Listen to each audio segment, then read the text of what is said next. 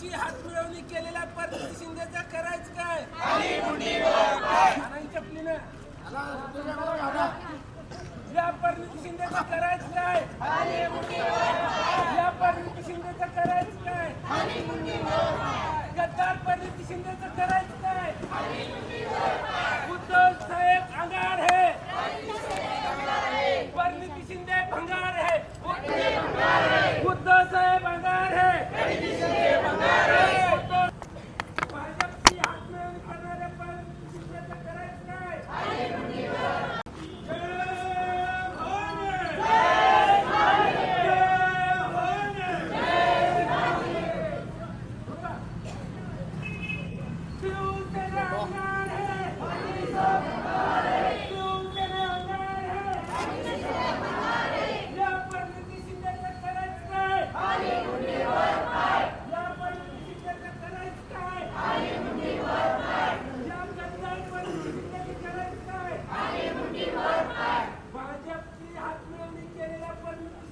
महाविकास आघाडीतून परिणिती शिंदेची महाविकास आघाडीतून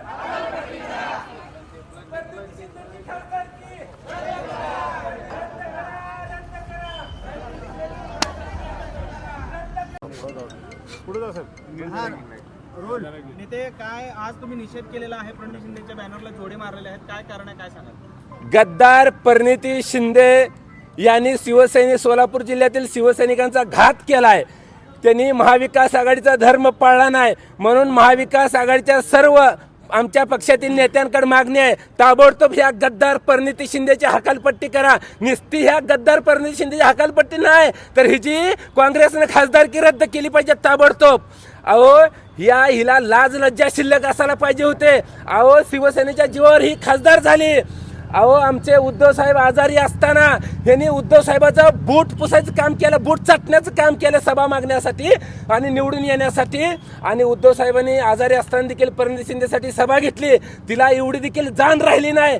हिला अक्कलच नाही मुळात. ही बेअक्कली माणसं आहेत, ही गद्दार आहे ती. कारण या परिणिती शिंदेनं भाजपकडून सुपारी घेतलेली आहे, भाजपची हात मिळवणी केलेली आहे.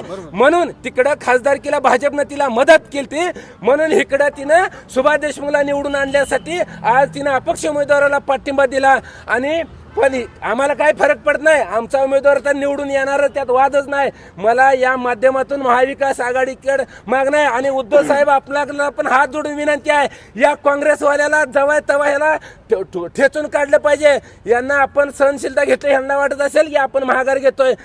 तुम्हाला सांगतोय परिणिती शिंदे, तुलाच काय तुझ्या बापाला देखील आम्ही भेट नाही आणि असली भीती आम्हाला परत दावायची नाही. आणि या परिणिती शिंदेनी जे आमच्या पाठीत खंजीर खुपसलाय, हिला आता वेजा मुदलासाठी परतफेड करणार. आणि परिणिती शिंदे जर दम आहे ना, इथनं पुढे हिच्या ह्या मतदारसंघात सोलापूर जिल्ह्यात फिरूनच जावं.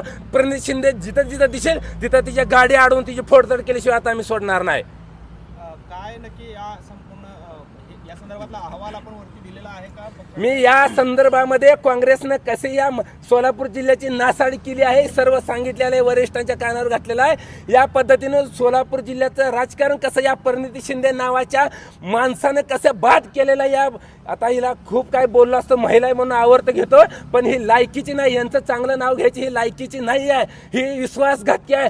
त्यावेळेस खासदारकीच्या वेळेस आमचे आदरणीय खंदारे साहेबांनी सांगितलं होतं की परिणिती शिंदेच्यावर विश्वास ठेवू नका, परंतु आमच्यामधल्या काही गद्दारांनी आम्हाला देखील फसवलंय. आणि आमच्या शिवसेनेमध्ये असणाऱ्या काही पदाधिकारी गद्दारांना पण सांगू इच्छितो, जर का आता इथून पुढच्या काळात जर त्या काँग्रेस बरोबर कुणी जर मिलीभगत केली असेल तर तुम्हाला देखील आता शिवसैनिकांचा इसका आणि वरिष्ठ अधिकाऱ्याचा इसका दाखवल्याशिवाय सोडणार नाही. अशा गद्दारांना घरचा रस्ता दाखवला जाईल. आम्हाला देखील आमच्या एका गद्दारांनी फसवलेला आहे, आमच्याशी खोटं बोललेलं आहे. याचा रिपोर्ट मी उद्धव साहेबांसमोर बसून देणार आहे. त्यांनी लोकसभेला कसं कसं काय काय कारस्थान केलेलं आहे.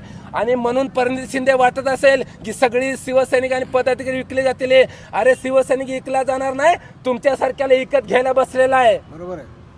आणि या माध्यमातून आता ह्यांना विचार आहे, तुम्ही जिल्ह्यात कुठेही दिसा खासदारकी फक्त शिवसैनिकांच्या जोर मिळाले आहे, नाहीतर तुम्हाला गल्लीतल्या मंडळाचा अध्यक्ष देखील करायची अशी परिस्थिती राहिली नव्हती. काँग्रेस सोलापूर जिल्ह्यातून नव्हे तर महाराष्ट्रातून हद्दपार झालं होतं. फक्त उद्धव ठाकरे साहेब तुम्हाला आशीर्वाद मिळाला म्हणून परिणिती शिंदे तुम्ही खासदार झालात. तुम्ही एवढ्या लवकर धोका दिला, एवढ्या लवकर असं वागाल असं वाटलं नव्हतं, पण तुम्हाला बरं केलं, तुम्ही वेळेत केलं. इथनं पुढच्या काळात तुम्ही खासदारकी विसरून जायचे. आता तुम्ही सपनात खासदारकी बघा, सपनात. आता घोडण मैदानाजवळ पुढच्या रणध्वजामध्ये तुम्ही जी जी कामं कराल, जसं वागाल तसं तिथल्या तिथं आम्ही तुम्हाला रस्त्यात अडवल्याशिवाय राहणार नाही.